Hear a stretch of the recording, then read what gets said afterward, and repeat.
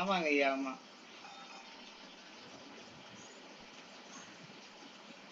சண்முக சுந்தரம் ஐயா வந்திருக்காங்க.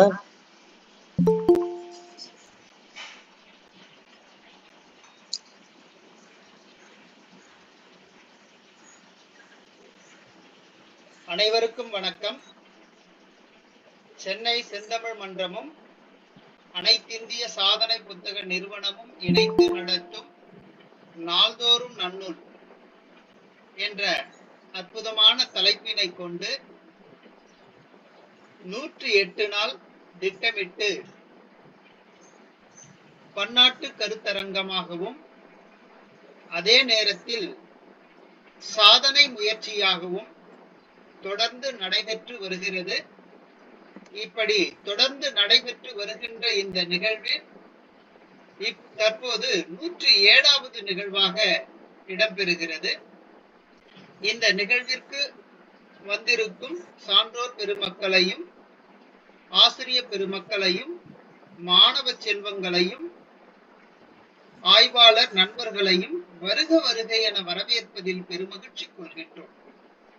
சான்றோர் பெருமக்களே, இன்றைக்கு 107வது அதிகாரம் திருக்குறள்ல நம்ம வழக்கமா பார்க்கிற செய்தி தான்.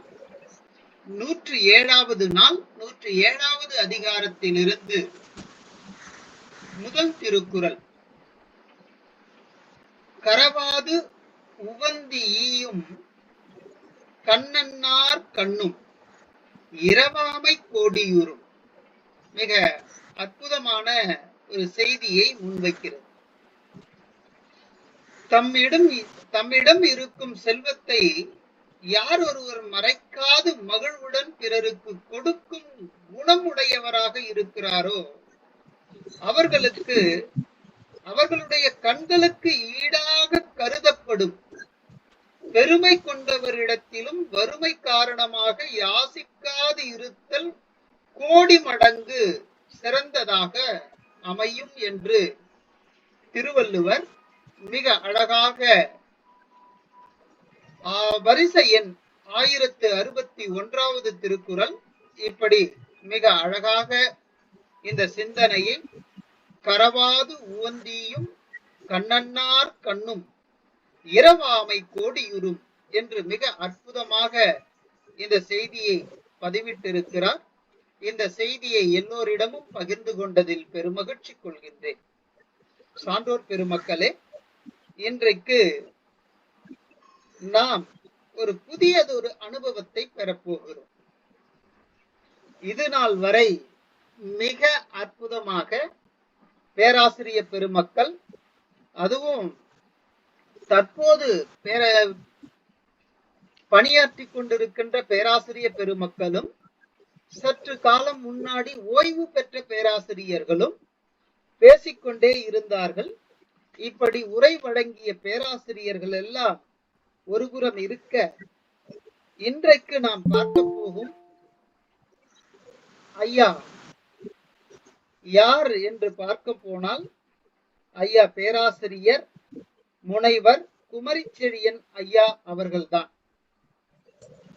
மிக அற்புதமான அனுபவம் வாய்ந்தவர். அவரை பற்றி நாடறியும் என்றாலும் ஒரு சிறு துளி அளவு அவரை இங்கு அறிமுகப்படுத்துவதில் பெருமகிழ்ச்சி கொள்கின்றேன். நாடறிந்த புனைப்பெயராக அமைந்தது குமரிச்செழியன். ஆனால் அவருடைய உண்மையான பெயர், அவருக்கு பெற்றோரிட்ட பெயர் மு. துரைசாமி. மிக அற்புதமான பெயர். இவர் ஒரு குறிப்பை அனுப்பியிருக்கிறார். ஐயா, தங்களை பற்றி அறிமுகப்படுத்த வேண்டும், தங்களை பற்றி குறிப்பு அனுப்புங்கள் என்று கேட்டிருந்த போது ஐயா என்ன செய்திருக்கிறார் அப்படின்னா, தன்னை மட்டும் அறிமுகப்படுத்தினால் போதாது, தன்னுடைய குடும்பத்தினரையும் அறிமுகப்படுத்த வேண்டும். இப்படி மிக அழகாக அம்மையார்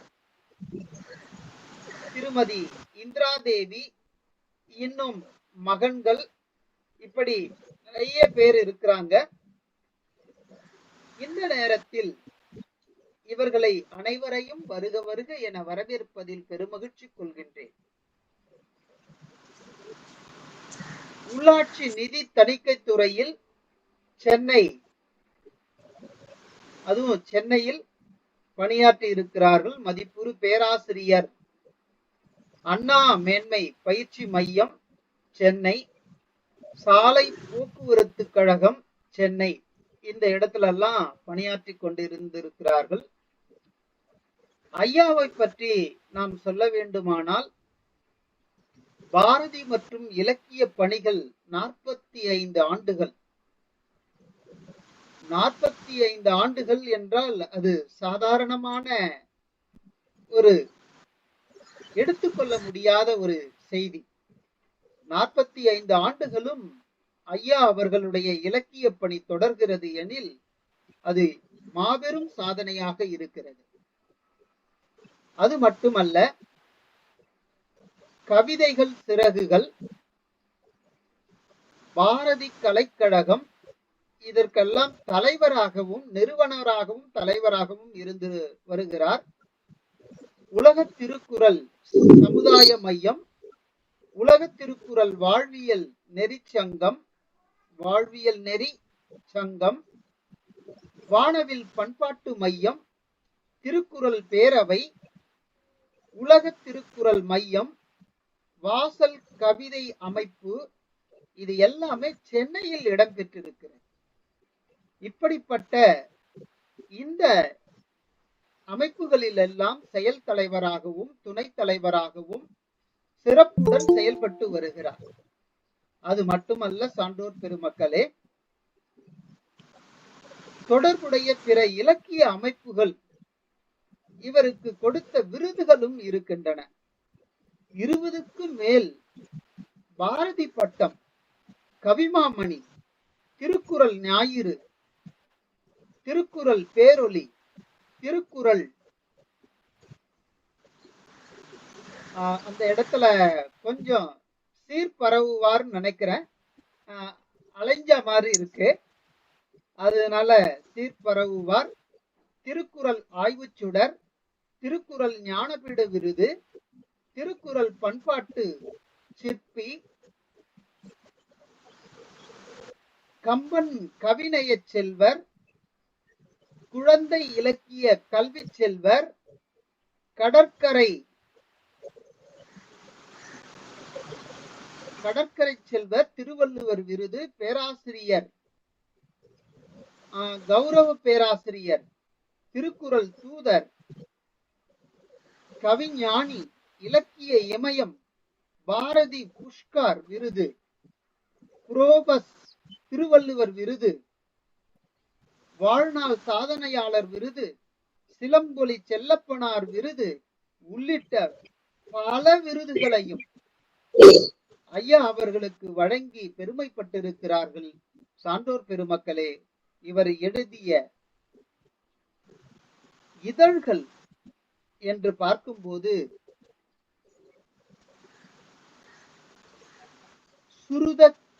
சுருதகே வலி, ஐயா சரியா படிக்கிறேனான்னு கொஞ்சம் தெரியல, ஏன்னா எனக்கு வந்தது கொஞ்சம் அலைஞ்சா மாதிரி இருக்கிறது.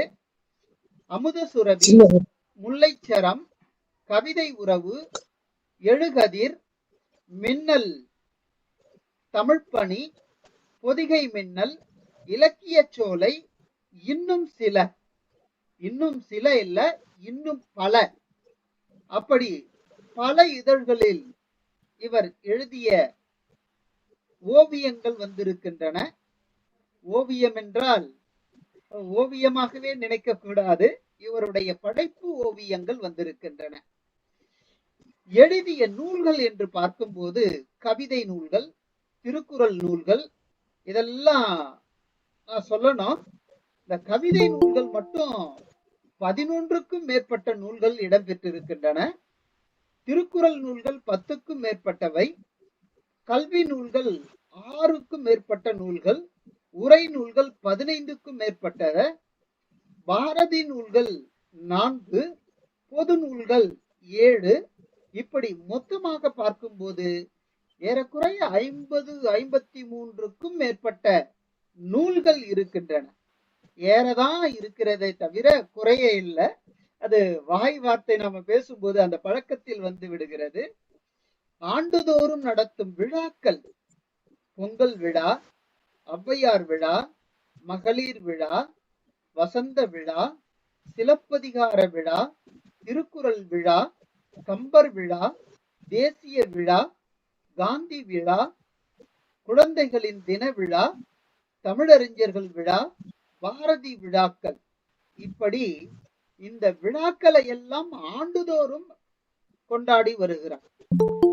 நடத்திய கவியரங்குகள் என்று பார்க்கும்போது சான்றோர் பெருமக்களே, இந்த கவியரங்கங்கள் மட்டும் 1000க்கும் மேற்பட்டவையாக இருக்கின்றன.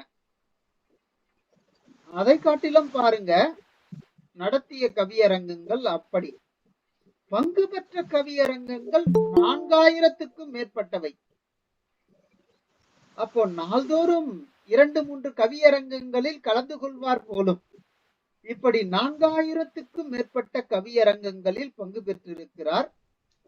ஆய்வரங்கங்கள் 500க்கும் மேற்பட்டவை, கருத்தரங்கங்கள் 100க்கும் மேற்பட்டவை, மாநாடுகள் 20க்கும் மேற்பட்டவை. சான்றோர் பெருமக்களே, இப்படி ஒரு மாபெரும் இமயத்தை நாம் இங்கு கண்டு கழிக்கப் போகிறோம். அந்த இமயத்தினுடைய வழியாக வரும் நீர் ஊற்று போல அவருடைய சொற்களை கேட்டு நாம் மகிழப் போகிறோம், பயன்பெறப் போகிறோம்.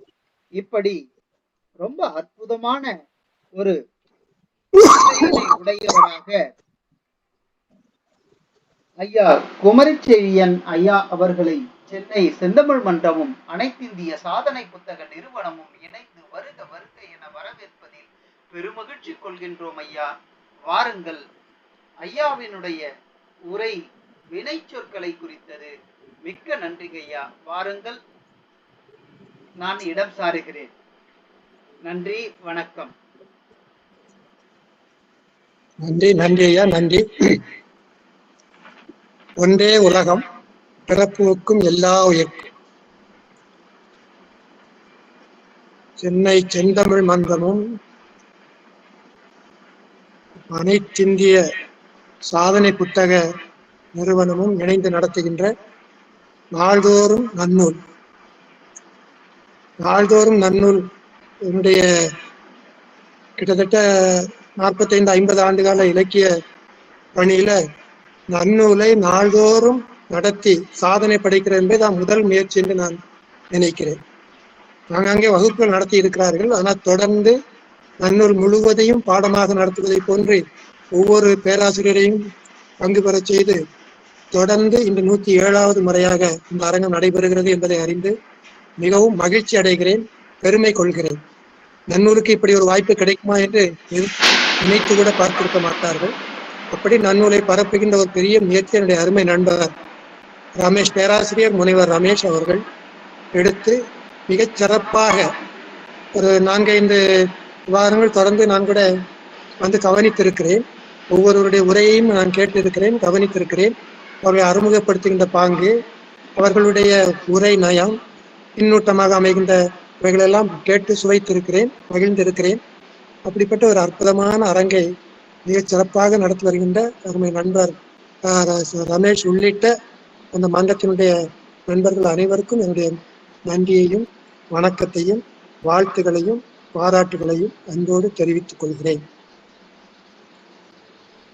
நன்னூலில் தினமும் ஒவ்வொரு நூற்பாவாக அல்லது ஒரு தலைப்பு எடுத்து பேசுவது என்கிற வகையிலே மிக சிறப்பாக நடைபெற்றதெல்லாம் அறிகிறேன். அவற்றுள் வினைச்சொல் என்கிற ஒரு பகுதி, இந்த வினைச்சொல் என்கிற ஒரு பகுதி தொல்காப்பியத்திலும், அதாவது வினையியல் தொல்காப்பியத்திலும் இடம்பெற்றிருக்கிறது, நன்னூலிலும் இடம்பெற்றிருக்கிறது. இப்படி இந்த இலக்கண செய்திகளை, இலக்கியங்களை தான் எல்லோரும் கேட்டு கேட்டு சுவைப்பார்கள்.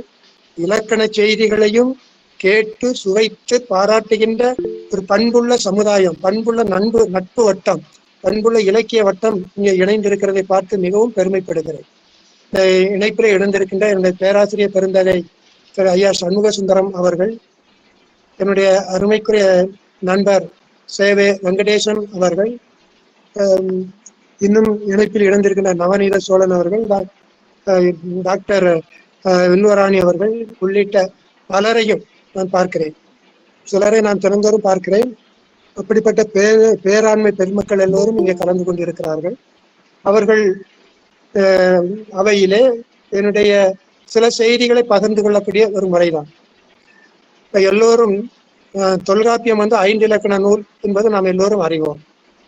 நன்னூல் எழுத்து சொல் என்று அது மட்டும்தான் சொல்கிறது என்று எல்லோரும் நாம் நினைத்து கொண்டிருக்கிறோம். ஆனா அதனுடைய சிறப்பு பாயிரத்தை பார்த்தோம்னு சொன்னா, அந்த சிறப்பு பாயிரத்துல ஒரு தொடர் வருகிறது. அரும்பொருள் 5ஐயும் யாவரும் உணர தொகை வகை விரியில் தருகன துன்னார் என்று ஒரு தொடர் வருகிறது. அரும்பொருள் 5ஐயும் யாவரும் உணர தொகை வகை விரியில் தருகன துன்னார் என்கிற சிறப்பு பாயிரத்துல வரக்கூடிய ஒரு தொடர். அப்போ எழுத்து சொல் மட்டும்தான் நமக்கு கிடைத்திருக்கிறது. அது மட்டும்தான் நாம் நன்னூல் எழுத்து இலக்கணம் சொல் இலக்கணம் மட்டும்தான் தருகிறது என்று நாம் எண்ணிக்கொண்டு இருக்கிறோம். ஆனா இந்த சிறப்பு பாயிர தொடரை பார்க்கிற பொழுது அரும்பொருள் 5ஐயும் யாவரும் உணர சொல்லுகிற பொழுது எதுவும் 5 இலக்கண நூலைத்தான் படைத்திருக்கிறாரோ பவணந்தி முனிவர் என்று தோன்றுகிறது. அந்த 5 இலக்கண நூலை நமக்கு கிடைத்திருப்பது எழுத்து சொல் மட்டும்தான் கிடைத்திருக்கிறது. அதைத்தான் நமக்கு வழங்கி இருக்கிறார்கள். ஏனையவை கிடைக்கவில்லை என்ற ஒரு உணர்வை நமக்கு தருகிறது. அரும்பொருள் 5 என்கிற பொழுது எழுத்து சொல் பொருள் யாப்பு அணி என்ற 5ஐயும் என்பது ஒரு நிலை.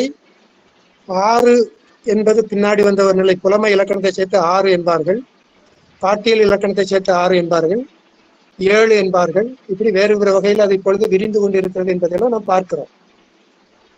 அப்போ நன்னூல் கூட 5 இலக்கண நூலாகத்தான் இருந்திருக்க வேண்டும். ஆனால் இப்பொழுது நமக்கு கிடைத்திருப்பது எழுத்து சொல் என்கிற 2 அதிகாரங்களை உடைய நூலாகத்தான் நாம் இப்பொழுது அதை பழக்கத்தில் வைத்துக் கொண்டிருக்கிறோம் என்பது ஒரு செய்தி. பழையன கழிதலும் புதியன புகுதலும் வலு அல கால வகையினான என்பது பழையன கழிதலும் புதியன புகுதலும் வலு அல கால வகையினான என்பது. அப்போ காலத்துக்கு ஏற்றபடி வளர்ச்சிகள் தேவைப்படுகின்றன. தொல்காப்பியம் தோன்றி கிட்டத்தட்ட 1500 ஆண்டுகளுக்கு பிறகு, ஏறக்குறைய 1500 ஆண்டுகளுக்கு பிறகுதான் நன்னூல் தோன்றி இருக்கிறது. இப்ப இந்த 1500 ஆண்டு கால வளர்ச்சியில மொழி மாற்றம் எவ்வளவோ அடைந்திருக்கும். சொற்கள் மாறி இருக்கலாம், புதிய சொற்கள் தோன்றி இருக்கலாம், பொருள் நிலையில் மாறி இருக்கலாம். ஆக இந்த பழையன கழிதலும் புதியன புகுதலும் என்கிற வகையில புதியவற்றையெல்லாம் இணைத்திருக்கிறது. அது இலக்கிய வகையாக இருந்தாலும் சரி, இலக்கண வகையாக இருந்தாலும் சரி, பல புதிய செய்திகளை நன்னூலில் நாம் பார்க்க முடிகிறது. ஆக அந்த புதியனவற்றை புகுத்தி இருக்கிறது.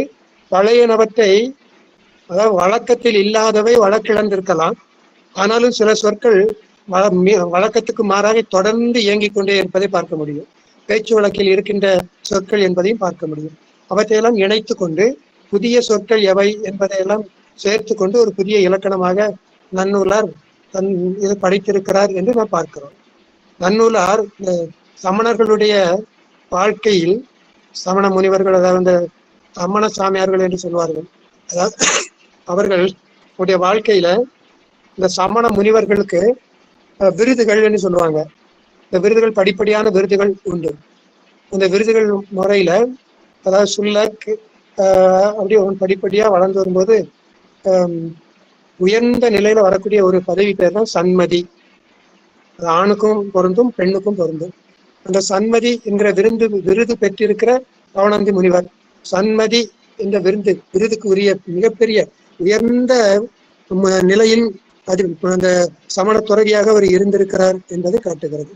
ஆக இந்த தமிழ் மொழியில் தோன்றிய இலக்கண நூல்கள் அனைத்தையும் நீங்கள் பார்த்தால் பெரும் பகுதியும் கிட்டத்தட்ட 90 விழுக்காடு சமண முனிவர்களால் எழுதப்பட்ட இலக்கண நூல் என்பதையும் நான் மறந்தேன்.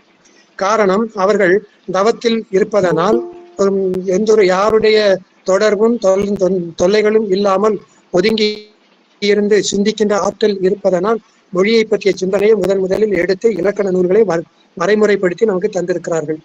இலக்கியத்திலிருந்து தான் இலக்கணம் எடுக்கப்படுகிறது என்றாலும் கூட அந்த இலக்கிய வளம் எவ்வளவு பெற்றிருந்தால் அவற்றையெல்லாம் கரைத்து குடித்த பிறகு அவற்றிலிருந்து தேர்ந்து எடுத்து சொற்களை ஆய்ந்து தொகுத்து இந்த இலக்கண நூல் அவர்கள் தந்திருப்பார்கள் என்பதெல்லாம் நாம் எண்ணி பார்க்கிற பொழுதுதான் தமிழினுடைய பரப்பும் பெருமையும் விரிவும் தெளிவும் தொன்மையும் நமக்கு என்னன்னு புரிகிறது. அப்படிப்பட்ட அற்புதமான அந்த நிலையில தொல்காப்பியத்தில் வினையியல் என்கிற ஒரு வகுப்பு இருக்கிறது, ஒரு இயல் இருக்கிறது. நன்னூலிலும் வினையியல் இடம்பெற்றுள்ளது.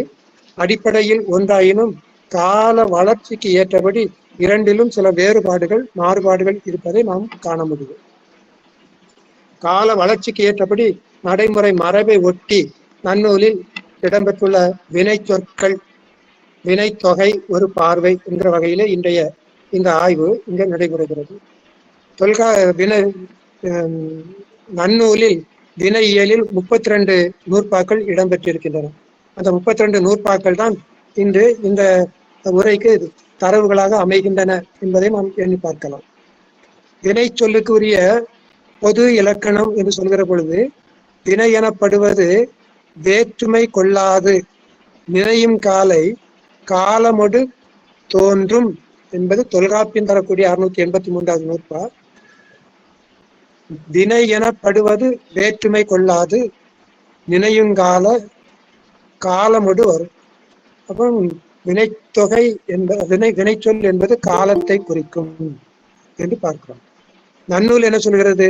செய்பவன், கருவி, செயல், நிலம், செயல், காலம், செய்பொருள் ஆறும் தருவது வினையே என்று நன்னூல் சொல்கிறது. அப்போ காலமோடு தோன்றும் என்று சொன்ன தொல்காப்பியத்திலிருந்து இன்னும் கொஞ்சம் மாறுபட்டு நன்னூலார் அதற்கு படிநிலைகளை அமைக்கின்றார். செய்பவன், கருவி, நிலம், செயல், காலம், செய்பொருள் இந்த ஆறும் தருவது வினை சொல் என்று அதனுடைய வளர்ச்சி நிலையை படி நமக்கு சுட்டி காட்டுவதை பார்க்க முடிகிறது. வினை சொல், வினை என்றால் தொழில் அல்லது செயல் அல்லது செய்தல் என்கிற நிலையில அமைவதுதான் வினை. வினை என்றால் சொல். வினை என்பது ஒரு தொழிலை குறிப்பது, செயலை குறிப்பது, செய்தலை குறிப்பது வினை. உதாரணமாக நம்பி தேடினான் என்று வைத்துக் கொள்வோமே. நம்பி தேடினான், செல்வி வருவாள், சேவல் கூவுது என்றெல்லாம் வைத்துக் கொண்டிருந்தோம்னா ஒவ்வொன்றுக்கும் நம்ம அந்த சொல் அடிப்படையில் அமைந்திருக்கின்ற அந்த வேறுபாட்டை பார்க்க முடிகிறது. நம்பி, செல்வி, சேவல் என்பதெல்லாம் பொருள்கள். இந்த பொருள்கள் அவை நிகழ்கின்ற அந்த காலத்தை சொல்வது, அந்த காலத்தை சொல்கின்ற அந்த சூழல் இடைப்படுகிற பொழுது இப்போ நம்பி தேடினான் என்று சொன்னால் அது இறந்த காலம் இருக்கிறது. செல்வி வருவாள் அப்படின்னு சொன்னா அதுல வருவாள் என்கிற எதிர்காலம் இருக்கிறது. குயில் கூவுகிறது என்று சொன்னால் அந்த கூவுதல் என்கிற அந்த தொழில் இருக்கிறது. இப்படி ஒவ்வொரு பொருளுக்கும் அமைகின்ற அந்த தொழிலை சொல்வதனால் அது வினைச்சொல் என பெயர் பெறுகிறது. இந்த வினைச்சொல் என்பது வேறு, சமயங்கள் சொல்லக்கூடிய வினை என்பது வேறு. அந்த வினையும் இந்த வினையும் வைத்து குழப்பிக் கொள்ளக்கூடாது. சமயங்கள் வினை, நல்வினை, தீவினை, ஊழ்வினை என்றெல்லாம் சொன்னா அதெல்லாம் வேறு. இங்க அந்த பாகுபாடெல்லாம் இதுல இடம்பெறுவதில்லை. இங்க முழுக்க இந்த சொல் அடிப்படையில் அமைந்த இலக்கணம் தான் சொல்லப்படுகிறது. வினை என்பது தொழில், வினையை குறிப்பது தொழிலாக இருக்கிறது. தேடினான், வருவாள், கூவுகிறது என்பவை தொழிலை குறிக்கின்ற சொற்கள். ஆகவே தொழிற்பெயர்கள் அதான் வினை சொற்கள். தொழிலை குறிக்கின்ற வினை சொற்களாக, வினை என்றாலும் தொழில், பின்னாடி தொழிற்பெயர் என்பது தனியாக வரும், அது வேறு. தொழிலை குறிக்கின்ற சொல் தொழிற்சொல் என்பார்கள், தொழிற்பெயர் என்பார்கள். இங்கே இது வினைச்சொல் மட்டும்தான். அது தொழில் நடந்த காலத்தை இப்ப தேடினான் அப்படின்னு சொன்னா காலம் காட்டுகிறது, இறந்த காலத்தை காட்டுகிறது. வருவாள் என்று சொன்னால் எதிர்காலத்தை காட்டுகிறது. கூவுகிறது என்று சொன்னால் நிகழ்காலத்தை காட்டுகிறது. இப்படி வினைச்சொல் காலம் காட்டும் எனவும் வேற்றுமையை ஏற்காது எனவும் இந்த எடுத்துக்காட்டுகள் வழி நாம் அறிய முடிகிறது. வினைச்சொல் காலம் காட்டும், வேற்றுமைகளை ஏற்பதில்லை என்று பார்க்கிறோம். இந்த வினைச்சொல் முற்றுவினை, எச்ச வினை என இரு வகைப்படும். மேற்படி எடுத்துக்காட்டில் தேடினான் நம்பி என்று சொன்னால் அது முற்றி விடுகிறது, நம்பி தேடினான் அந்த ஒரு சொற்றொடர் வாக்கியம் முடிந்து விடுகிறது. அதுவே அந்த தேடினான் என்பது வினை முற்றாக வருகிறது. முற்று வினை அல்லது வினை முற்று என்று அமைகிறது. தேடிய நம்பி அப்படின்னு சொன்னோம்னா தேடினா நம்பினா வினை முற்று. தேடிய நம்பி அப்படின்னு சொன்னோம்னா அது பெயர் எச்சமாக தேடிய நம்பி. பெயரை அடுத்து வரக்கூடிய வினை பெயரெச்சம் எஞ்சி பெயர் சொல்லை ஒட்டி வருவது பெயரெச்சம், வினை சொல்லை சார்ந்து வருவது வினையச்சம். இங்க இருக்கிற பொழுது இந்த வினைச்சொல் முற்று வினை எச்ச வினை. அப்ப எச்ச வினை என்பது தேடிய நம்பி என்பது பெயரச்சம் என்று சொன்னால் தேடி சென்றான், தேடிய நம்பி பெயரச்சம், தேடி சென்றான். இப்ப சென்றான் என்பது வினை. அந்த வினையை தொடர்ந்து வரனால் இது வினை எச்சம் என்று சொல்லப்படுகிறது. தேடி சென்றான். இப்ப தேடி சென்றான் அப்படின்னு சொன்னும் கூட இந்த சென்றான் என்பது பிறந்த காலத்தை காட்டுகிறது என்றெல்லாம் பார்க்கிறோம். இப்ப எச்சம் அடுத்து நம்ம பார்த்தோம்னா எச்சம் என்று பார்த்தா பெயரெச்சம் வினையச்சம் என இரண்டு. தேடினான் என்பது பொருள் முடிந்தது. ஆகவே அது ஏனையவை பொருள் முடியாமல் இருப்பதை பார்க்கிறோம். இப்ப பெயரை கொண்டு முடியும் எச்சம் பெயரெச்சம், வினையை கொண்டு முடியும் எச்சம் வினையச்சம். பெரும்பாலும் வினையச்சங்கள் பெயரெச்சங்கள் என்பவை இலக்கிய இலக்கண கட்டுக்கோப்புக்குள் இருந்து மிக பெரும்பான்மையான அந்த பரப்பை ஆழ்கின்ற பெயர்கள் என்று பார்த்தால் இந்த வினையச்சம் பெயரச்சங்கள் தான் என்பதை நான் இலக்கியத்தின் வழி அறிந்து கொள்ள முடிகிறது. சரி, பெயரை கொண்டு முடியும் எச்சம் பெயரெச்சம், வினையை கொண்டு முடியும் எச்சம் வினையச்சம். வினையச்சம் அப்படின்னா தேடி சென்றான் வினையச்சம். நான் தேடினான் நம்பி, தேடிய நம்பி அப்படின்னா அது பெயரெச்சம். தேடி சென்றான் என்று சொன்னால் வினையச்சம் என்று பார்த்தோம். வினை முற்றான தேடினான் என்பது இதுல தேடினான் அது காலத்தை காட்டுகிறது, ஆண்பால் காட்டுகிறது, ஒருமையை காட்டுகிறது, படர்க்கையை காட்டுகிறது. ஆக இந்த தேடினான் என்பது உயர்திணை உயர்திணை குறிக்கிறது, திணை குறிக்கிறது. அது ஆண் விகுதி சேர்ந்திருப்பாங்க, ஆண்பால் என்பதையும் தெரிந்து கொள்ள முடிகிறது. தேடினான் என்பது ஒருவன், ஆகவே அது ஒருமை என்பதை தேடுகிறது. அது தேடினான் என்றால் தன்மை முன்னிலை படர்க்கை என்பதில் இது படர்க்கை இடத்தை சார்ந்ததாக இருக்கிறது. இறந்த தேடினான் என்பது இறந்த காலம் காட்டுகிறது. இவ்வாறு வினை முற்றானது திணை, பால், எண், இடம், காலம் முதலியவற்றை காட்டும். ஆனால் எச்ச வினை என்பது காலத்தை மட்டும்தான் காட்டும். எச்ச வினை என்பது காலத்தை மட்டும்தான் காட்டும். முற்று வினை என்பது இந்த திணை, எண், பால், இடம் இவற்றையெல்லாம் தொகுத்து காட்டுகிற நிலையிலே அமைவதை பார்க்க முடிகிறது. இப்படி இந்த வினை எச்சம் வினைச்சொல், இந்த வினைச்சொல் வகைன்னு பார்த்தோம்னா வினைச்சொல் தெரிநிலை வினை, குறிப்பு வினை என இரண்டு வகையாகப்படும் என்பார்கள். இப்ப தெரிநிலை வினை அப்படின்னு சொன்னா தமிழ் வந்தான், தமிழ்னா பேரு, தமிழ் வந்தான் அப்படின்னு சொன்னா தமிழ் வந்தான், இது தெரிநிலை வினா. எப்படி தெரிநிலை வினா? தெளிவாக காலம் காட்டுவதனால் அது தெரிநிலை வினா. வந்தான் என்பது இறந்த காலத்தை காட்டுகிறது. தெரிநிலை வினான்னு சொன்னா சரியா தெளிவாக காலத்தை காட்டுகிறது. தமிழ் வந்தான் அப்படின்னு சொன்னா தெளிவாக காலம் காட்டுகிறது. காலத்தை வெளிப்படையாக தெரிவிக்கும் வினை ஆதலின் இது தெரிநிலை வினை. அது வெளிப்படையாக எல்லாருக்கும் தெரியும்படி வெளிப்படையாக காட்டிவிடுகிறது. தேடினான் அல்லது வந்தான் அல்லது போனான் அப்படின்னு சொல்கிற பொழுது, இல்ல வருவான் என்று சொல்கிற பொழுது எதிர்காலம் வருது. இப்ப அந்த காலத்தை வெளிப்படையாக காட்டுகிற பொழுது அது தெரிநிலை வினை என்று ஆகிறது. காலத்தை வெளிப்படையாக சொல்லாமல் குறிப்பால் உணர்ந்து கொள்ளக்கூடிய வகையிலே சொல்லுமாக இருந்தால் அது குறிப்பு வினை என்று ஆகிறது. தமிழ் நல்லவன், இங்கே தமிழ் வந்தான் என்று எடுத்து தெரிநிலை வினா இந்த வினை என்று பார்த்தோம். தமிழ் நல்லவன் நல்லன் அப்படின்னு சொன்னா நல்லன் என்பது குறிப்பாக அங்கு எதுவும் வெளிப்படையாக தெரியவில்லை. இந்த நல்லன் என்பவன் அல்லது நல்லவன் என்பது குறிப்பாகத்தான் நாம் உணர முடிகிறது. சொல்லக்கூடிய இடத்தை பொறுத்து அது எந்த காலத்தை காட்டுகிறது என்று நாம் காலத்தை குறிப்பால் உணர்ந்து கொள்ளக்கூடிய நிலையில் இருக்கிறது. தமிழ் பாடத்தை எழுதினான் என்று ஒரு தொடர் இருக்கிறது என்று வைத்துக் கொள்வோம். தமிழ் என்பது செய்பவன், கருவி என்ன? தமிழ் பாடத்தை எழுதினான். அங்க செய்பவன் என்பது தமிழாக அந்த பொருள் என்பது தமிழாக இருக்கிறான். கருவி என்பது எழுதுகோலாக இருக்கிறது. நிலம் என்பது பள்ளிக்கூடமாக இருக்கிறது. செயல் என்பது எழுதுதல் என்கிற செயலாக இருக்கிறது. காலம் எழுதினான் என்கிற பொழுது அது இறந்த காலமாக இருக்கிறது. செய்பொருள் என்ன? பாடத்தை எழுதினான், பாடம் எழுதினான்.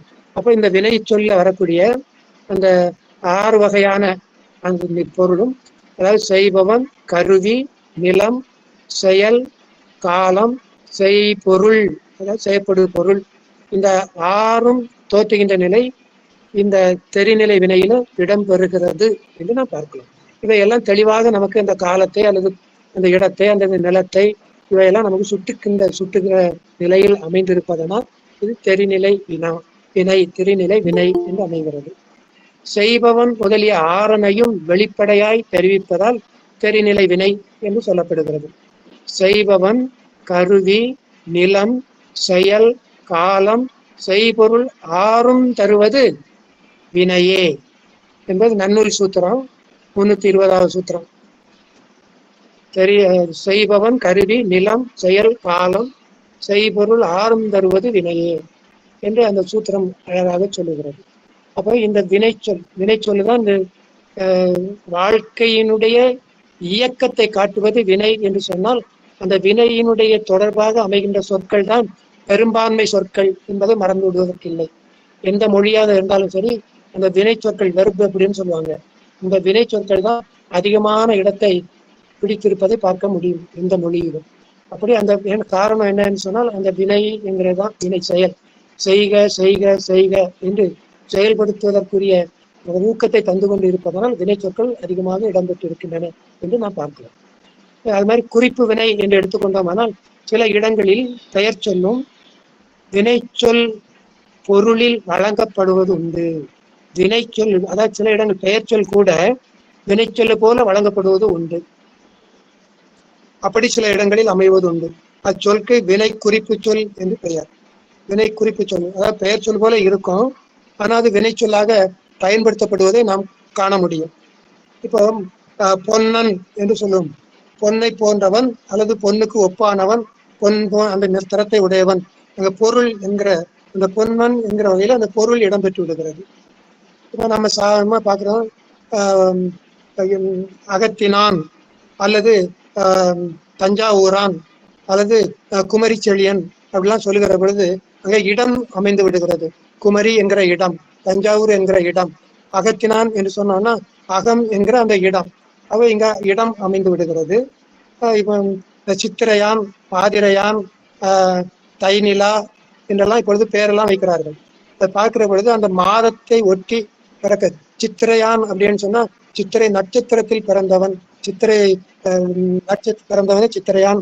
ஆதிரையான் ஆதிரை நட்சத்திரத்தில் பிறந்தவன் என்று இப்படி அந்த பெயர், அது வந்து அந்த காலத்தை காட்டுகிறது, எந்த மாதத்தில் பிறந்தான் என்கிற காலத்தை காட்டுகிறது. அது போல செங்கனான் அப்படின்னு ஒரு தொடர் இருக்க வைக்கும். செங்கனான் சிவந்த கண்களை உடையவன். அந்த சிவந்த கண்கள் என்கிற பொழுது அந்த கண் என்பது உடலினுடைய ஒரு உறுப்பு. கண் என்பது உடலினுடைய உறுப்பாக அது உடல் உறுப்பை குறிக்கின்ற சினை பெயராகிறது. சினை. அடுத்து கரியன் அல்லது வெள்ளையன் அப்படின்னு சொன்னோம்னா அது நிறத்தை குறிக்கிறது. அந்த நிறம் என்பது பண்பு, அது பண்பை குறிக்கிறது. இப்ப கரியன் என்று சொன்னோம்னா கரிய நிறத்தையும் குறிக்கும், மனத்துல கருமை அதாவது அந்த அழுக்கு உடையவன் அவனை கரியவன் என்று சொல்வதும் உண்டு. ஆக அது அவனுடைய குணத்தை குறிக்கிறது, பண்பை குறிக்கிறது. அடுத்து பார்த்தோம்னா இப்ப ஓதுவான், எழுதுவான், எழுதினான் என்றெல்லாம் பார்த்தோம்னா அது அந்த தொழில், அவன் என்ன தொழிலை செய்தான் என்பதை காட்டுகிறது. அப்போ தொழில் என்பதனால் ஓதுதல். இப்ப இந்த இதுல பார்த்தோம்னா பொருள், பொன்னன் என்பதுல பொருள், அகத்தினான் என்பதில் இடம், சித்திரையான் என்பதில் காலம், செங்கனான் என்பதில் சினை, கரியன் என்பதில் பண்பு, ஓதுவான் என்பதில் தொழில். இப்படி பொருள், இடம், காலம், சினை, பண்பு, தொழில் என இந்த 6ம் இடம்பெறுகிறது. குறிப்பு வினையில் இந்த 6ம் இடம்பெறுகிற பொழுது பொருள், இடம், காலம், சினை, பண்பு, தொழில் முதலிய 6னையும் அடிப்படையாக கொண்டு செய்பவன், கருவி, காலம், செயல், செய்பவன் எனும் ஆறனுள் செய்பவனை மட்டும் வெளிப்படையாக உணர்த்தி மற்றவற்றை குறிப்பாக உணர்த்துகிறது. இதில் பார்த்தோம்னு சொன்னா, யார் பெயர் பெறுக இடம் பெறுகிறார்களோ அந்த நபரை மட்டும், பொருளை மட்டும் வெளிப்படையாக சொல்லுகிறது. அதாவது பொன்னன், அகத்தினான், சித்திரையான், செங்கனான், கரியன் என்பெல்லாம் அங்க ஈடுபட்டிருக்கக்கூடிய அந்த நபரை சொல்கிறது, அதான் பொருளை சொல்கிறது. மற்றவற்றை எல்லாம் நாம் குறிப்பாக உணர்ந்து கொள்ளக்கூடிய நிலையும் அமைந்திருக்கிறது என்று பார்க்கிறோம். இப்படி குறிப்பால் உணர்ந்து கொள்ளக்கூடிய நிலை இருப்பதனால் அது குறிப்பு வினை என்கிற நிலையை பெறுகிறது என்று பார்க்கிறோம். இப்போ பொருள் முதல் ஆறினும் தோன்றிடும் முன் ஆறனுள் வினை முதல் மாத்திரை விளக்கல் வினை வினை குறிப்பே என்று இந்த குறிப்பு வினையை பற்றி நன்னூல் சூத்திரம் 321வது நூற்பா நமக்கு சொல்லுகிறது. இப்படி ஒவ்வொரு நிலையிலும் அதை எண்ணி பார்க்கிற பொழுது இந்த சொல்லினுடைய சிறப்புகளை நாம் புரிந்து கொள்ள முடிகிறது. இப்ப வினையை பார்த்தோம். இந்த வினையில கூட சில நேரங்களில் பார்த்தோம்னா குன்றிய வினை, குன்றா வினை என இரண்டு வரும். குன்றிய வினை அப்படின்னு சொன்னா இந்த செய்யப்படு பொருள் குன்றி இருக்கும், செய்யப்படு பொருள் இல்லாமல் இருக்கும், அது குன்றிய வினை. குன்றா வினை அப்படின்னு சொன்னா செய்யப்படு பொருள் வெளிப்படையாக தெரியும். இப்போ வளவன் மகிழ்ந்தான் என்று ஒரு பெயர் இருக்கிற தொடர் இருப்பதா வைத்துக் கொள்ளும். வளவன் மகிழ்ந்தான் என்று சொன்னால் வளவன் மகிழ்ந்தான், இங்கே செய்யப்படு பொருள் இல்லை. எதற்காக மகிழ்ந்தான் அல்லது எதை பார்த்து மகிழ்ந்தான், ஏன் மகிழ்ந்தான், எதற்காக மகிழ்ந்தான் என்கிற அந்த செய்யப்படு பொருள் இல்லை, செய்பொருள் இல்லை. ஆகவே இது குன்றிய வினை. குன்றா வினை அப்படின்னு சொன்னா இதே சான்று எடுத்தோம்னா வளவன் பாடத்தை படித்தான் அப்படின்னு நம்ம எடுத்துட்டோம்னா எதை படித்தான் என்று வருகிற பொழுது பாடத்தை படித்தான் என்று வரும்.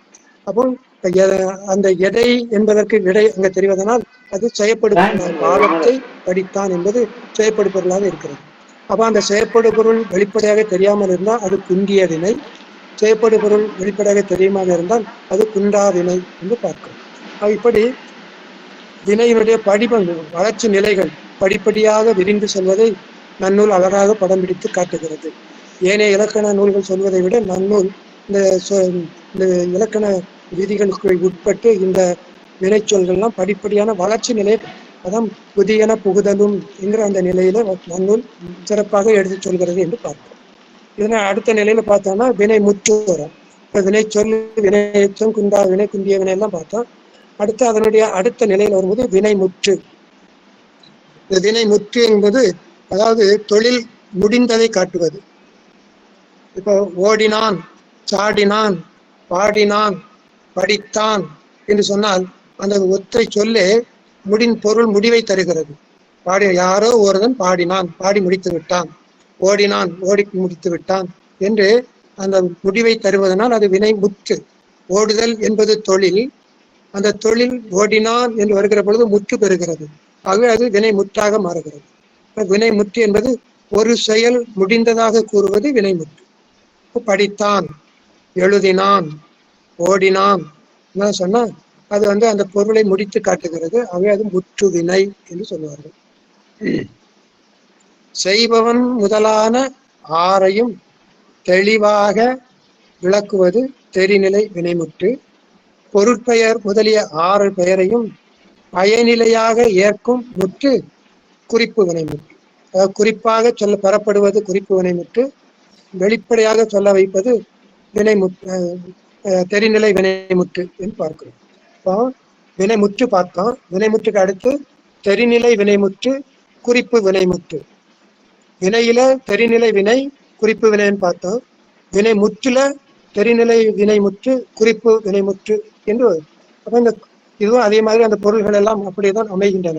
இப்ப தெரிநிலை வினைமுற்று அப்படின்னு எடுத்துட்டோம்னா படித்தான் என்று சொன்னால் அது பொருளை குறிக்கிறது.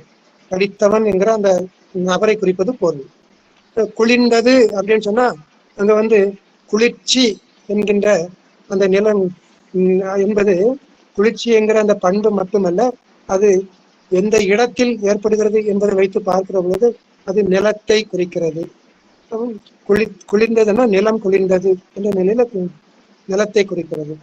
வந்த சித்திரை, இப்ப சித்திரை வந்திருக்குது, வந்த சித்திரை அல்லது வந்தது சித்திரை, நிலம் குளிர்ந்தது நிலம் குளிர்ந்தது நிலத்தை குறிக்கிறது.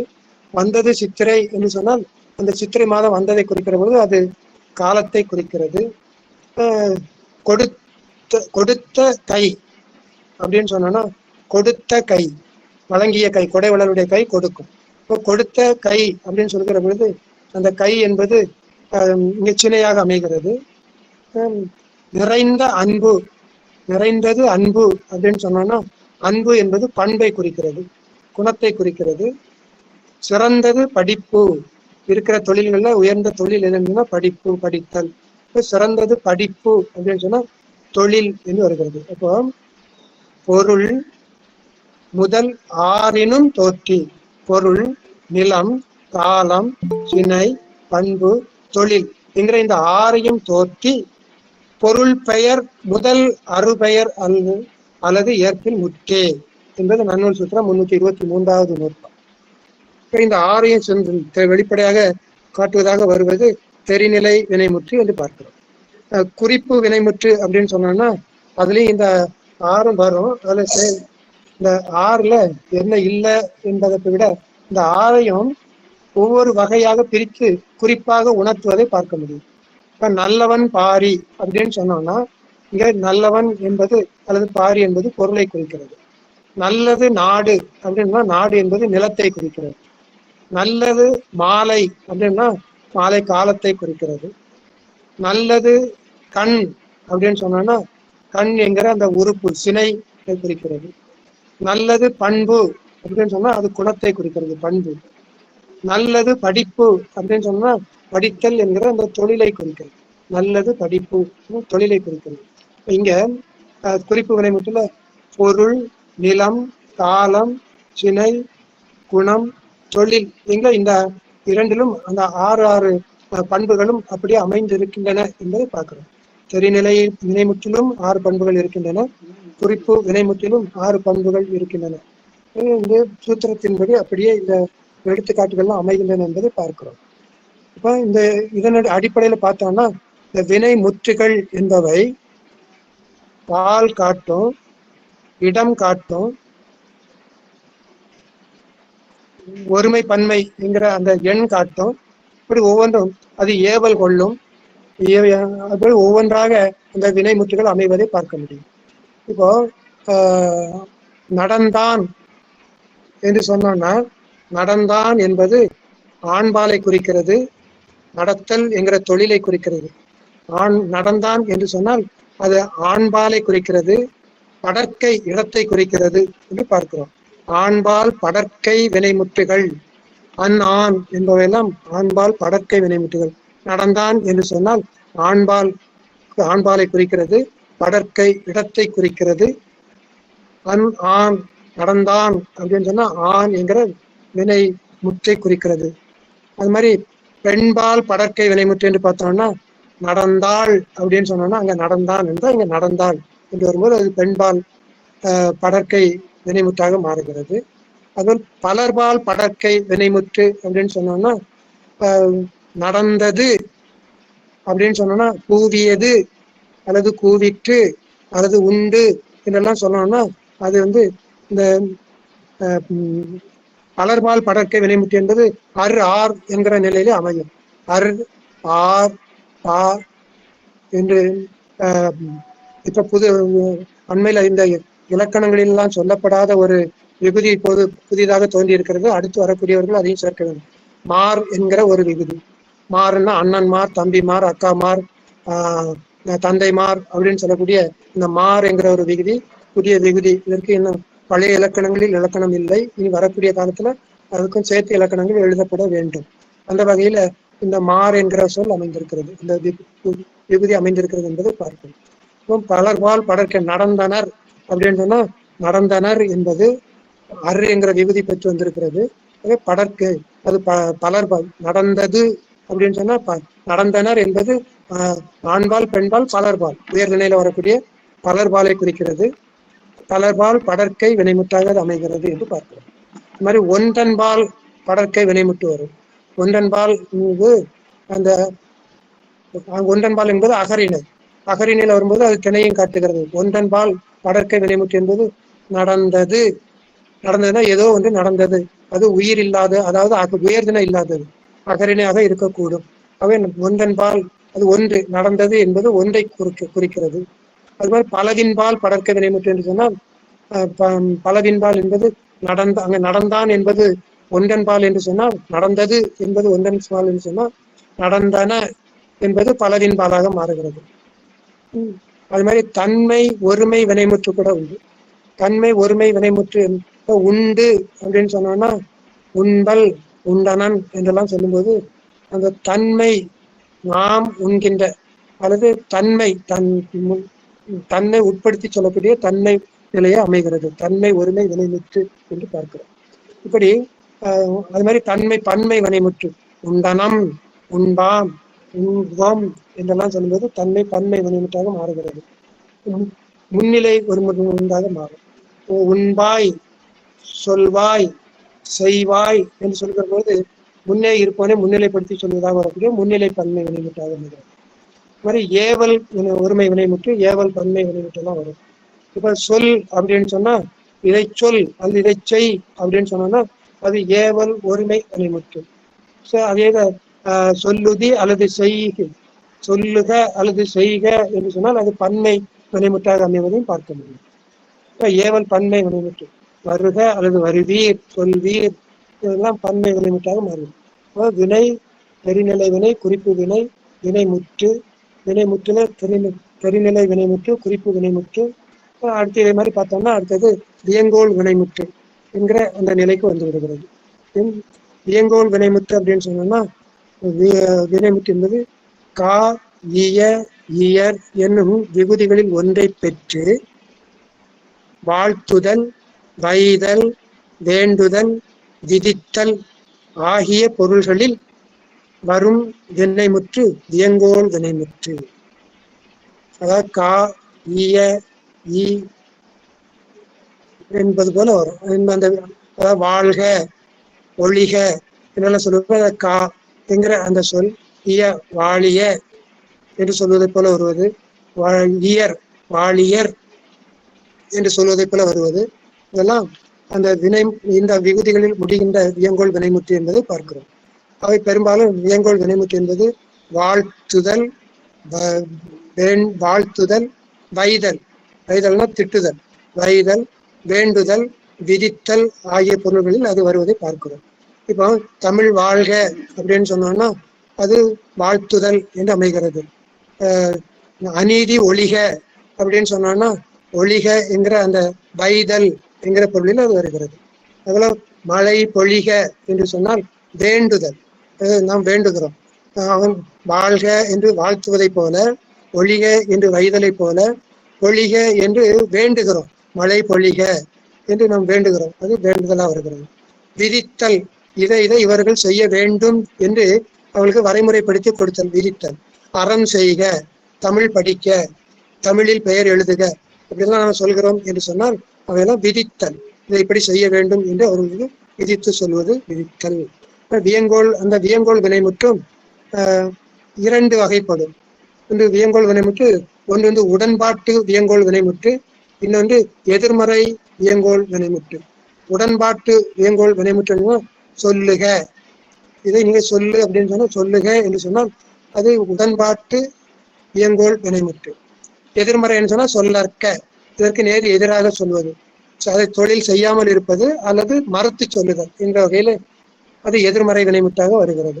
வினை நிகழாமை அல்லது வினை செய்தலை மறுத்து கூறுதல் அது எதிர்மறை வினைமுற்றாக வருகிறது என்று பார்க்கிறோம்.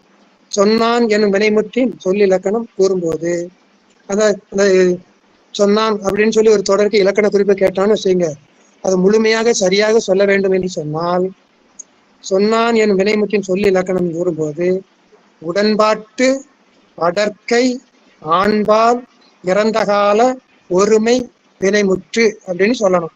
அப்படி யாரும் நம்ம சொல்றோமா சொல்றது இல்லை. ஏன்னா அந்த உடன்பாட்டு வினைமுற்றை சொல்லுகிற பொழுது இது அவளையும் சேர்த்து சொன்னாதான் அந்த இலக்கணம் முழுமை பெறும். ஏன்னா அப்படி நாம் சொல்வது இல்லை என்று நான் பார்க்கிறோம். அப்புறம் சொல்லுக சொல்லற்க உடன்பாடு எதிர்மறை என்ற நிலையில போகும். இதற்கு சூத்திரம் என்ன சொல்லுகிறது? கயவோடு ரவ் ஒற்று ஈட்ட வியங்கோல் இயலும் இடம்பால் எங்கும் என்க, இடம் பால் எங்கும் என்க என்று சூத்திரம் 338வது சூத்திரம் சொல்லுகிறார். இனி இந்த வினையில கூட ஏவல் வினைமுற்று என்று வருகிறது. ஏவல் வினைமுற்றுனா கட்டளை இடுவது. இதை செய், அதை செய்யாதே என்று கட்டளை இடுவது போல் அமைவது அது ஏவல். ஏவல்னா ஏவுதல், அவனை தொழில் செய்ய தூண்டுதல் அல்லது அனுப்புதல் என்று என்போம். ஏவல் ஏவல் வினைமுற்று கட்டளை பொருளில் வருகிறது. முன்னிலையில் மட்டும்தான் வரும். ஒருமை பன்மை என்ற பாகுபாடு அதற்கு உண்டு. ஒருமை உண்ணுக அப்படின்னு சொன்னா அது கட்டளை பொருளாக இருக்கிறது. உண்ணுக என்கிற அந்த ஒருமை இங்க உண்ணுக ஒருமையில அது உண்ணுகன்னு வரும். உண்ணுக என்பது ஒருமையிலும் வரும், பன்மையிலும் வரும்.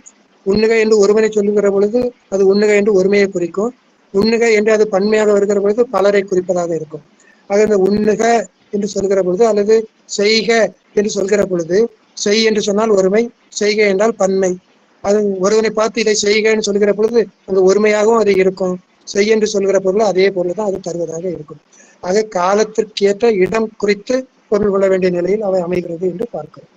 இப்படி அந்த பொருள்லாம் அமைகின்றன என்று பார்க்கிறோம்.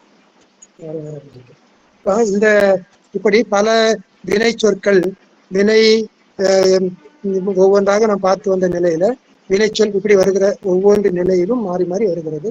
இதுக்கு அடுத்த நிலையில பார்த்தோம்னு சொன்னா வினை தொகை என்னன்னு வரும். வினை தொகை, வினையினது தொகை என்று அது விரிகிறது. வினையினது தொகை அப்படின்னு சொன்னோம்னா இந்த வினை தொழில் என்கிற அந்த தொழில் விரித்து சொல்லப்படுவது வினையினது தொகை என்று விரிகிறது. சங்கர நமச்சிவாயர் நன்னூல் சுக்க விருத்தி உரையில் என்ன சொல்றாரு? தொகை என்னும் பல்பொருள் ஒரு சொல் ஈண்டு உருவு மறைத்தலை உணர்த்தி நின்றது என்று 361வது சூத்திரத்துக்கு உரை எழுதும் போது சங்கர நமச்சிவாயர் இப்படி சொல்லுகிறார். இங்க என்ன சொல்ற? தொகை என்னும் பல்பொருள் ஒரு சொல் ஈண்டு உருவு மறைத்தலை உணர்த்தி நின்றது. இந்த உருவு மறைந்து வந்தால் வேற்றுமை தொகைன்னா வேற்றுமை உருவு மறைந்து வந்தால் அது வேற்றுமை தொகைன்னு சொல்வதை போல இந்த உருவு மறைந்து வருவதை தொகை என்று சங்கர நமச்சிவாயர் சொல்லுகிறார். அதே நூற்பாகு இன்னொரு இடத்துல உரை சொல்லுகிற பொழுது பெயர் எச்சத்து இறுதி தொக்க வினைத்தொகை என்று நம் ஆறுமுக நாவலர் வேறு வகையாக கூறுகிறார். காண்டிக உரையில ஆறுமுக நாவலர் கூறுகிற பொழுது காலம் பற்றி புடைபெயர் வினை உருவாகிய தம் இறுதிகள் தொக்க பெயரச்ச வினைகள் வினைத்தொகை என்கிறார். இங்க பெயர் எச்ச தொகை, அந்த பெயர் எச்சங்கள் மறைந்து வருகின்ற நிலையிலே காலம் என்கிற ஒன்று மறைந்து வரும். அதே பெயரச்ச விதி என்று ஆறுமுக நாவலர் சொல்வதை பார்க்கிறோம். இப்ப காலம் வினையொடு தொகுதி காலத்தியலும் என்பது தொல்காப்பியம். வினையின் தொகுதி காலத்தியலும் என்பது தொல்காப்பியம். காலம் கறந்த பெயரெச்சம் வினைத்தொகை என்பது நன்னூல் சூத்திரம். காலம் கறந்த பெயரெச்சம் என்பது நன்னூல் சூத்திரம். இங்க காலம் மறைந்து வரும், காலம் வெளிப்படையாக தோன்றாது, அது 3 காலத்தையும் குறிக்கும் என்பது ஒரு நிலை. சில வினை சொற்கள் வினைத்தொகையை பார்த்தோம்னா வினைத்தொகை மாதிரி இருக்கும், ஆனால் அது காலத்தை காட்டாது. அப்படி சில சொற்கள் இருப்பதை பார்க்க முடியும். இந்த உதாரணமாக இந்த பிறப்புக்கும் எல்லா உயிர்க்கும் சிறப்பவா செய்தொழில் வேற்றுமை யான் செய்தொழில் என்று ஒன்று வருகிறது. நம்ம காலம் காட்டும் காலம் கறந்த பெயரச்சம் வினைத்தொகை அப்படின்னு சொன்னோம்னா 3 காலமும் அதுல தோன்றுவதாக இருக்கும். அப்போ கொள்களிறு அப்படின்னு நம்ம சான்று காட்டியிருப்பாங்க. கொள்களிறுன்னா கொண்ட களிறு, கொள்கின்ற களிறு, கொல்லும் களிறு, அது 3 காலத்தையும் காட்டும். ஆகவே அது வினைத்தொகை என்று சொல்லுவார்கள். அதே மாதிரி பார்த்தோம்னா இந்த செய்தொழில் என்பது செய்த தொழில், செய்கின்ற தொழில், செய்யும் தொழில் என்று அதை பிரிக்க முடியுமா என்று சொன்னால் அதுக்கு அங்கு வாய்ப்பே இல்லை என்று பார்க்கிறோம். இது வினைத்தொகையா என்று கேட்டால் அது சொல்லை பார்த்தால் வினைத்தொகை மாதிரி இருக்கிறது. செய்தொழில் என்பது வினைத்தொகை போன்று இருக்கிறது, ஆனால் அது வினைத்தொகை இல்லை என்பதை புரிந்து கொள்ள முடியும். வரிமேல் விளக்கர் உரை எழுதும்போது செய்கின்ற தொழில் என்றுதான் சொல்லியிருப்பார். அதுக்கு செய்த தொழில், செய்கின்ற தொழில், செய்யப்போகும் தொழில் என்றெல்லாம் அதுக்கு உரை எழுதியிருக்க மாட்டார்கள். செய்த தொழில், அதாவது அந்த நேரத்துல செய்த தொழில் அல்லது செய்கின்ற தொழில் என்ற முறையில மட்டும்தான் அதுக்கு உரை எழுதியிருப்பார்கள். அது அந்த 3 வகையிலும் அது காலத்தை கறந்து வரும் என்று சொல்லியிருக்க மாட்டார்கள். ஆனால் சொல்லை பார்த்தால் அது வினைத்தொகை மாதிரியே இருக்கிறது, ஆனால் அது வினைத்தொகை இல்லை என்பதை அவர்கள் தெளிவாக சுட்டுகிறார்கள். அதுபோல இப்ப நாங்கள் இந்த செய்கூலி நகையெல்லாம் வாங்கும்போது பார்க்கிறோம், செய்கூலி என்று ஒரு சொல்லி இருக்கிறது. அதுக்கு நகைகள் செய்ததற்கான கூலி, செய்யப்படுவதற்கான செய்கின்ற கூலி, செய்வதற்கான கூலி என்று அதை பொருள் கொள்ள முடியுமா என்றால் முடியாது. நகை செய்ததற்கான கூலி தான் செய்கூலி. செய்கின்ற கூலி அல்லது செய்ய போகிற கூலியெல்லாம் அதுல சேராது. அப்ப அது செய்கூலி என்பது வினைத்தொகையும் போன்ற அந்த சொல் அமைந்திருந்தால் கூட அது வினைத்தொகை இல்லை. அது வினை தொகை இல்லை, தொகை சொல் என்று மட்டும்தான் அது அமைகிறது. அங்க எதுவும் மறைந்து வரல. செய்கின்ற அதாவது செய்த நகைக்கான கூலி அதான் செய்கூலி என்று நாம பார்க்கிறோம். சுடுசோறுன்னு சொல்லுவாங்க. சுடுசோறு அப்படின்னு சொன்னா நேற்று சுட்ட சோறு இன்னைக்கு சுடுகின்ற சோறு நாளைக்கு சுடுகின்ற சோறு இல்லை. சுடுகின்ற சோறுனா இப்பொழுது நான் சாப்பிடுகின்ற சோறு சூடாக இருக்கிறது. அது நிகழ்காலத்தை மட்டும்தான் காட்டுமே தவிர சொல்லை பார்த்தால் வினைத்தொகை மாதிரி இருக்கும். ஆனால் அதெல்லாம் வினைத்தொகை இல்லை, தொகை சொல் என்பதை நாம் நினைத்து பார்க்க வேண்டும். இந்த மாதிரி இந்த அழைப்புதெல்லாம் போடும்போது திருவளர் செல்வன், திருவளர் செல்வி, பலருக்கும் பல ஐயங்கள் அதில் எழுகின்றன. திருவளர் செல்வன் அதாவது அந்த ஒற்றெழுத்து சேர்த்து போடணுமா ஒற்றெழுத்து இல்லாம போடணுமா அப்படின்னு கேட்பாங்க. திருவளர் செல்வனா திருவளர் செல்வனா, திருவளர் செல்வியா திருவளர் செல்வியா அப்படின்னு கேட்பாங்க. திருவளர் செல்வன் அப்படின்னு சொன்னா அதுல நீங்க வினைத்தொகையை புகுத்தி பார்க்கலாம். நேற்றைக்கும் செல்வம் வளத்தோடு இருந்தான், இன்றைக்கும் இருக்கிறான், நாளைக்கும் இருப்பான். அது செல்வ வளத்தோடு இருப்பதை காட்டும். அந்த ஒற்றெழுத்து போட்டு பார்த்தால் திருவளர் செல்வன், அவன் செல்வத்தோடு வாழ்கிறான் என்கிற அந்த ஒரு மட்டும்தான் குறிக்குமே தவிர அது மூன்று காலத்தையும் குறிப்பதில்லை. ஆகவே அழைப்புதல் போடுகிறவர்கள் அந்த நிலையை புரிந்து கொண்டு போட்டார்கள் ஆனால் சரியாக இருக்கும். அது அவர்கள் என்ன நினைக்கிறார்களோ அதை பொறுத்து தான். இப்ப திருவளர் செல்வன் அப்படின்னு சொன்னா திருவுடையவன் என்கிற அந்த பொருளை மட்டும் அமையும். திருவளர் செல்வன் என்று சொன்னால் நேற்றைக்கு திருவோடு வளர்ந்தான், இன்றைக்கும் திருவோடு வாழ்கிறான், நாளைக்கும் திருவோடு வாழ்ந்து கொண்டிருப்பான், வாழ்வான் என்கிற அந்த மூன்று காலத்துக்கும் உரிய அந்த வினைத்தொகையாக அது அமையும் என்பதை நீங்கள் பார்க்கலாம். இப்போ புதிதாக இப்ப நான் பார்க்கிறோம் இந்த செல்பேசி, அதை கைபேசி என்பார்கள் பலரும், அல்லது வேறு வகையான பெயர்கள்லாம் நிறைய வச்சிருக்காங்க. அதை செல்பேசிங்கிறத செல் என்கிறது ஆங்கில சொல் என்று சொல்கிறார்கள். அதை அப்படியே தமிழ் சொல்லாவே எடுத்துக்கொள்ளுங்களேன். செல் பேசி அப்படின்னு சொன்னா அதை வினைத்தொகையை எடுத்துட்டீங்கன்னா சென்ற இடத்துல நேற்றைக்கும் பேசினா இன்னைக்கும் சென்று கொண்டே பேசுகிறான், நாளைக்கும் சென்று கொண்டே பேசுவான் என்கிறதுல அது வினைத்தொகையாக அமைந்து விடுகிறது. செல்பேசி என்கிற சொல்ல எடுத்தா செல்பேசி என்பது வினைத்தொகையாக மாறிவிடும்.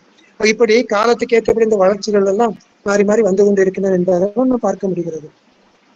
ஆக இந்த வினைச்சொல் என்பது இந்த காலம் கறந்த பெயரச்சம் என்கிற வினைத்தொகை என்பது காலம் கறந்த பெயரச்சம் நன்னூல் சொன்னாலும் கூட எல்லா இடத்திலும் அந்த காலம் கரைந்து வருவதில்லை, காலம் மறைந்து வருவதில்லை. அது சொற்களை இந்த சொல் அமைப்பை பார்த்தால் அது வினைச்சொல் போலவே இருக்கும், ஆனால் அது வினைச்சொல் இல்லை, அது தொகை சொல்லாக இருக்கும் என்பதை நாம் எண்ணி பார்க்க முடிகிறது.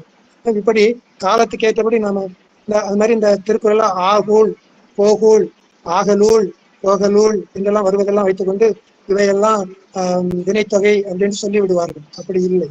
அது அந்த பொருளை வைத்து பார்க்கிற பொழுது அது வினைத்தொகையாக அமைவதில்லை, தொகை சொல்லாக இருக்கும். சொற்கள் கூட்டமாக அது தொகை சொல்லாக இருக்குமே தவிர வினைத்தொகையாக இருப்பதில்லை. ஆக போகூல் அப்படின்னா போகின்ற ஊழ், போன ஊழ், போகின்ற ஊழ், போகும் ஊழ் என்று எடுத்துக்க முடியாது. போன ஊழ் அப்படின்னு சொன்னா அப்புறம் இன்றைக்கு அந்த ஊழ் இல்லையே, போய்விட்டது என்று தானே பொருள். இப்ப இன்றைக்கு அந்த ஊழ் எப்படி வரும்? போகூல் என்று எடுக்கிற பொருள். ஆகவே அது போகூல் என்று சொன்னால் போகிற ஊழ் அப்படின்னா அது ஒரு சொல்லாக தான் எடுத்துக்கொள்ளுமே தவிர தொகை சொல்லாக தான் எடுத்துக்கொள்ளுமே தவிர அது வினைத்தொகை காலம் கடந்த பெயரச்சமாக அதை எடுத்துக்கொள்ள முடியாது என்று பார்க்கிறோம். அதே மாதிரிதான் ஆகலூல் என்பதெல்லாம் ஆகலூல் போகலூல் ஆகூல் போகூல் போன்ற சொற்கள் எல்லாம் அப்படித்தான் அமைகின்றன என்பதை நான் பார்க்கிறோம்.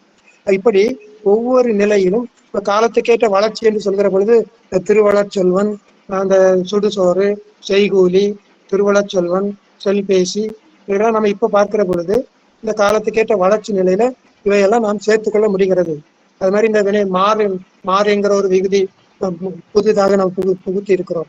அண்ணன்மார், அக்காள்மார், தம்பிமார், தங்கைமார் என்று சொல்றது மார் விகுதி. ஆக இவையெல்லாம் காலத்துக்கேற்ற வளர்ச்சி நிலையில அமைந்திருக்கிறது என்பதை பார்க்கிறோம். அதனால்தான் நன்னுலார் சொல்லுகிறார், பழையன கழிதலும் புதியன புகுதலும் வலு அல கால வகையினான என்று நிறைவான முடிவான சூத்திரத்தை சொல்லி நிறைவு செய்கிறார். எல்லாவற்றையும் சொல்லிவிட்டு இறுதியாக இந்த சூத்திரத்தையும் சொல்லி எல்லோருக்கும் வழிகாட்டுகிறார். காலத்துக்கு ஏற்றபடி அதை அமைத்துக் கொள்ள வேண்டும் என்பது. அப்போ வளர்ச்சிக்கு ஏற்றபடி அந்த வளர்ச்சியை நாம் ஏற்றுக்கொண்டு அதற்கு ஏற்றபடி புதிய புதிய சொல்லாக்கங்கள், அதான் இப்ப கலை சொற்கள்லாம் நிறைய ஆக்கி கொண்டு இருக்கிறார்கள் என்பதெல்லாம் பார்க்கிறோம். இப்ப கலை சொல்லாக்கத்துக்கு திருக்குறள் பார்த்தீங்கன்னா நிறைய கிடைக்கும். ஆண்மை என்கிற ஒரு சொல்லை எடுத்துக்கொண்டு, ஆண்மை என்ற ஒற்றை சொல்லு மட்டும்தான் இருக்கு, அதை எடுத்துக்கொண்டு திருக்குறள்லையே ஊராண்மை, பேராண்மை, காராண்மை, வேளாண்மை, தாளாண்மை, நகராண்மை என்று பல சொற்கள் திருக்குறளில் இடம்பெற்றிருப்பதை பார்க்க முடியும். அது இந்த சொல் வளர்ச்சி, கலை சொல் ஆக்கங்கள்ல இப்படி ஒவ்வொன்றாக அதை பிரித்து பார்க்க முடியும். இப்படி அந்த காலத்துக்கு ஏற்றபடி சொற்களை நாம் கையாள வேண்டும்.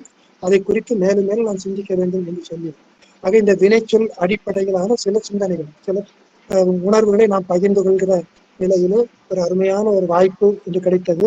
இந்த கிடைத்த வாய்ப்பை இன்று சரியாக பயன்படுத்தினா இல்லையா என்று தெரியாது. இலக்கணம் என்பது கடல் போன்றது. அது எல்லோருக்கும் கைகண்ட கலை என்று சொல்லிவிட முடியாது. அது போக போக புரியலை ஒட்டித்தான் அது அமையும். அந்த வகையில சில செய்திகளை உங்களோடு பகிர்ந்து கொள்ளக்கூடிய ஒரு வாய்ப்பு எனக்கு கிடைத்தது.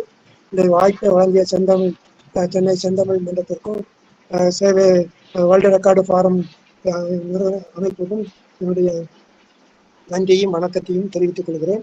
இந்த இணைப்பில் இணைந்து கொண்டு கேட்டுக்கொண்டிருக்கின்ற கேட்டு மகிழ்ந்தீர்களா என்று எனக்கு தெரியாது. இலக்கணம் எப்பொழுதும் வேப்பங்கா என்று சொல்வார்கள். மகிழ்ச்சி என்பது நாம வரவழைத்துக் கொள்ளக்கூடிய மகிழ்ச்சி தானே தவிர அது சொல்வது எளிதாக இருந்தால் மகிழ்ச்சிகிறோம், அது கடினமாக இருந்தால் அது கசக்கிறது என்று சொல்லுகிறோம். கசப்பும் இனிப்பும் எங்கேயும் வெளியே இல்லை, நம்முடைய மனத்தில் தான் இருக்கிறது, நம்முடைய உள்ளத்தில் தான் இருக்கிறது. அதுக்கு ஒரே ஒரு சான்று சொல்லணுமா இருந்தா, காப்பி கசக்கிறது என்று சொன்னா உடனே கொஞ்சம் சர்க்கரை போட்டுரும். சர்க்கரை போட்டு அது இனிக்கிறது. அதுக்குள்ள இந்த கசப்பு எங்க போச்சு? கசப்பு எங்கேயும் போல அதுக்குள்ளதான் இருக்குது. எல்லாத்துலயும் எல்லாம் இருக்கும். அதை எப்படி நாம பக்குவமாக எடுத்துக்கொள்கிறோமோ அதை பொறுத்துத்தான் அதனுடைய சிறப்பு அமைகிறது என்று சொல்லி அனைவருக்கும் மீண்டும் ஒரு முறை நன்றியும் வணக்கத்தையும் தெரிவித்து விடைபெறுகிறேன். நிறைவு செய்கிறேன். நன்றி, வணக்கம். ஐயா, மிக்க நன்றிங்க ஐயா. ரொம்ப அற்புதமான உரை, புதிய புதிய சிந்தனைகள். இதே அரங்கில் நான் கூட சொல்லியிருக்கிறேன், அந்த வினைத்தொகைக்கு நம்ம அலைகடல் சொல்ற மாதிரியே கொதிசோறு, சுடுசோறு இப்படி எல்லாம் சொல்லலாம்னு நினைச்சிருந்தேன். அது இல்லை அப்படின்றத தங்களுடைய உரை மூலம் தெளிவு பெற்றேன். மிக்க மகிழ்ச்சிங்க ஐயா. இப்படி நிறைய சான்றுகள் மிக அற்புதமாக எடுத்து காட்டியிருக்கிறீர்கள். சான்றோர் பெருமக்களே, வாருங்கள், சில மணித்துளிகள் கலந்துரையாடுவோம்.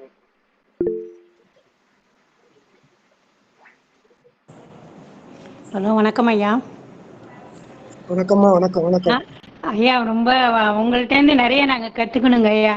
ரொம்ப அருமையாக இருந்தது. உங்களுடைய உரை மிக எளிமையாகவும் இருந்தது.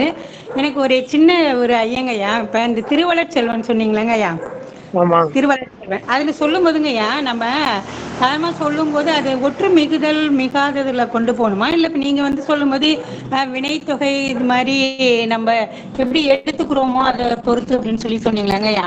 இப்போ வழி மிகுதல் மிகாததில் எடுத்துக்கணுமா இல்லை என்னங்க? இல்ல, அது மிகுதல் மிகாதல் என்று வராது. உங்களுடைய மனத்தை பொறுத்து நீங்க அந்த வினைத்தொகையில கொண்டு போனோம்னா அது முக்காலத்துக்கும் பொருந்தும் அப்படின்னு எடுத்தீங்கன்னா ஒட்டு போடக்கூடாது. சரிங்க. நீங்க உங்க மனம் எப்படி விரும்புகிறதோ அதைத்தான் பொறுத்துதான் அது அமைகிறது. உங்க மனம் தான் அதுக்கு வெளிப்பாடு, வேற எதுவும் இல்லை. இல்ல எல்லாரும் போடுற மாதிரி அந்த ஒட்டு மிகுத்து போட்டோம் அப்படின்னு சொன்னா அந்த நேரத்துக்கு அது சரி அப்படிங்கிற மாதிரி நீங்க எடுத்துக்கலாம். படித்தவர்கள், இலக்கணம் தெரிந்தவர்கள் அந்த ஒற்றெழுத்து இல்லாமல் தான் எழுதுகிறார்கள். அப்படிதான் எழுத வேண்டும். அதுதான் சரியான பிரயோகம் கூட, சரியான பயன்பாடு கூட. ஒற்று மிகாம எழுதுவதுதான். ஆனா இப்போ நீங்க ஒற்று மிகாம எழுதுனீங்கன்னா உங்களை பார்த்து நீங்க தப்பா பண்றீங்கன்னு சொல்லுவாங்க. நிறைய வாழ்க்கையில் நிறைய பார்த்துட்டேன். அப்படி இல்லை. அது அந்த நம்ம என்ன வேணாலும் சொல்லலாம், அதுக்கு காரணம் சொல்ல தெரிந்தால்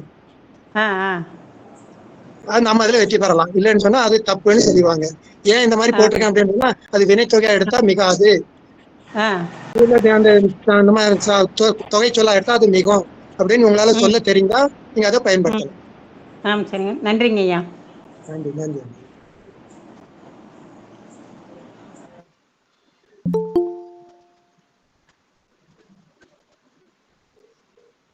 அனைவரும் பேசலாமே, வாருங்கள்.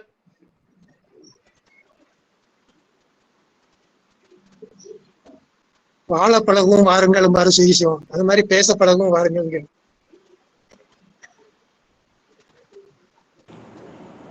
இல்லைங்க ஐயா, தெளிவாவே சொல்லிட்டாங்க. அதனால யாருக்கும் எந்த ஐயமும் வரதுக்கு வாய்ப்பே இல்லை.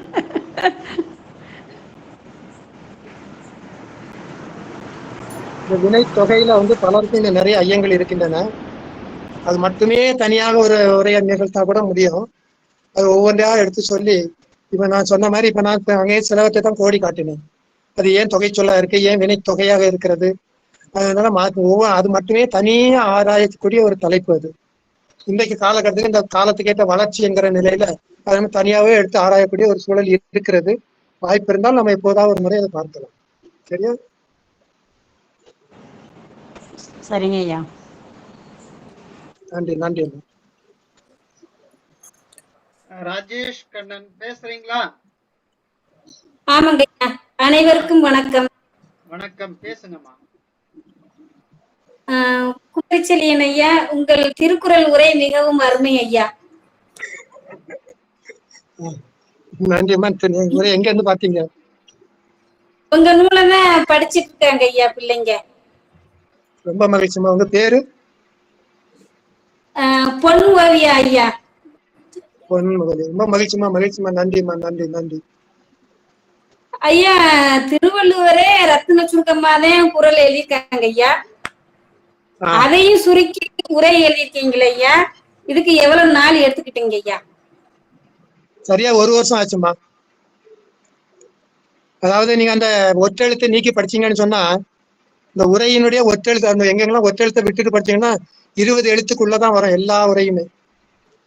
1330 குறளுக்கும் அந்த உரையை பார்த்தீங்கன்னா ஒற்றெழுத்து நீக்கி படிச்சீங்கன்னா 18 இருந்து 20 எழுத்து தான் வரும். ஆமாங்க ஐயா. ரொம்ப நல்லா இருக்குங்க ஐயா. ரொம்ப நன்றிங்க ஐயா. மகிழ்ச்சிமா மகிழ்ச்சிமா. ரொம்ப நன்றிங்க. உரை வளமாங்கய்யா. என்ன அங்கய்யா தலைப்பு? இது நூலின் பெயர்?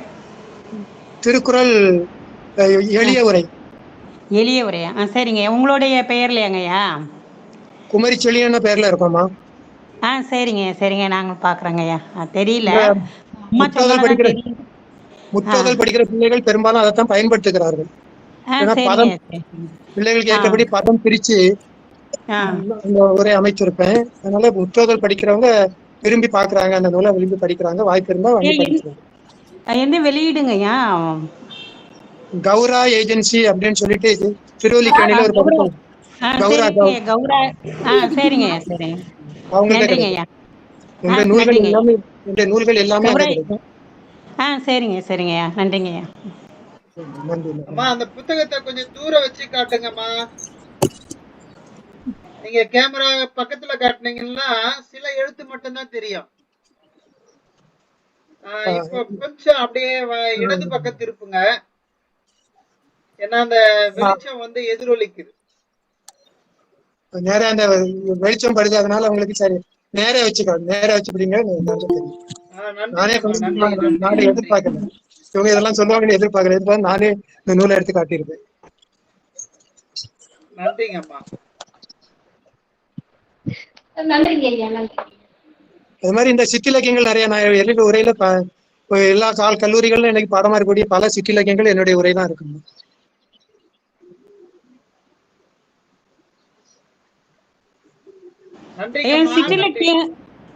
சிற்றிலக்கியங்களும் கௌரா ஏஜென்சி தானாங்கய்யா?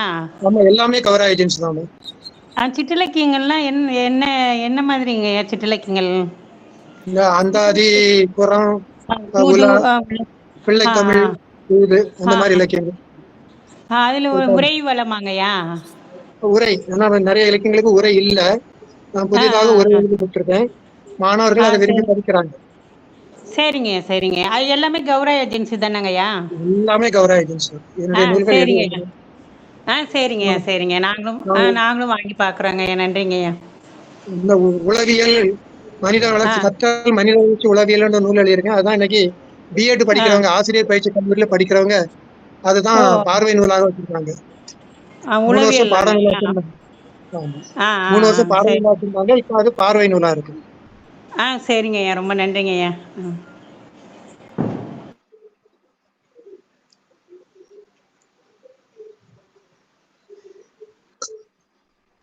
பேச விரும்புபவர்கள் பேசலாம், இல்லை என்றால் நிறைவுக்கு வந்து விடலாம்.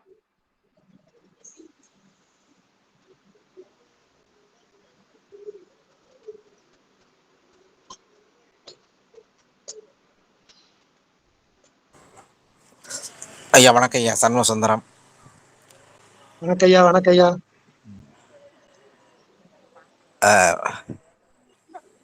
அனைத்து சான்றோர் பெருமக்களுக்கும் வணக்கம். சென்னை செந்தமிழ் மன்றத்திற்கு தனிப்பட்ட முறையில் பல நன்றிகளை நாம் சொல்ல வேண்டிய கடமைக்கு உரியவனாக இருக்கின்றேன்.